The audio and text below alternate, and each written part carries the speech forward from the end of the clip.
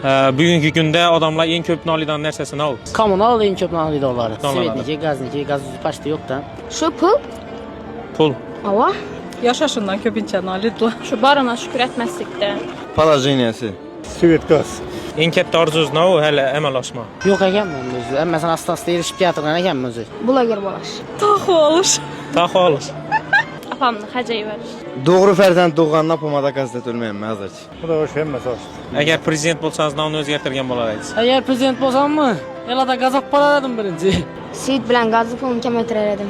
Təlimini özgərtirgən bolarım. Aynan navsini ta'lim. Köprək znaniya qəməz bizə də ya gəldi getdi, keyin forma, başqası aşın vəcərə koridorlardan davam et. Mən şu vəcərini alt daşab, svobodni qoyub, unin даже davam etəm karamin durub, məsələn, prosta özünə gərəklikini düşünüb yetişlərini haqlayman ballarını. Şu elimetini yok etken bolarım. Vроде əmməz, normalniku. Bunu Xudo bilsin. O'zbek xalqi qaysi xatosini ko'p takrorlaydi? İşanuvchanligi da bo'limi? Gapatadi bir-birini shunday.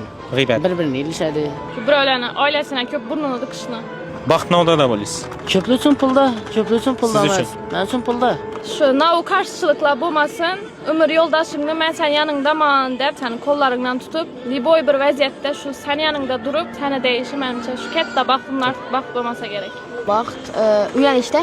Uylanishda Hava. Ailəm yanımdalık. Həm ailəng azaların həmməsi yanında bolsa da bo'lmam baxt. Biri bolsa yanında bolsa. Tinchlikda. minimal to'yatchan chiqarasiz. Men uncha shart emas doğrusu. Lichna mən özüm dəbdəbəli toy tərəfimən. Şu minimal toy etken bolar edim. Bebi kimden hiç doydurma bebi rahmet aytmadılar. Bebi kemiz tapıp getirdiler. Zupaçiske koymaptılar dep. Məsələn, birəv kəsində puluna qarabət edir, yenə bir nəsə də bilir ki, o həmməsi birəv bir nəsəni də qaz təçib getdi da. Çünki mən oylamam mənim toyum kiçkinə boladı. Yaxşı emas. Sevgi yoki pul qaysi biri muhimroq? Sevgi kanıysan. Sevgi, ha? Pulli sevgi muhim. Pulli sevgi. Mix combo ataverdingiz banga. Sevgi. Sevgi. Sevgi.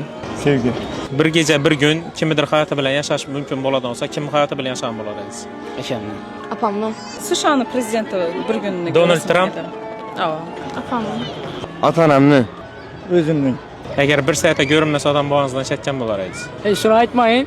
Necha? Papasni ishlatib qo'yishim mumkindan. Bilimlerle geçecek. Banka barıb pul oğlagan bolardım. Hayatıma köp bunun dıkkaladan kastalık yiyen bolar edim. Oh. Ay bilmədim mən uxlaşım mümkün. Agar eski bo'shi sevgilingiz bilan liftda 3 soat qamalib qolsangiz, unga novla degan bo'lar edingiz. Ortasagım bolardım.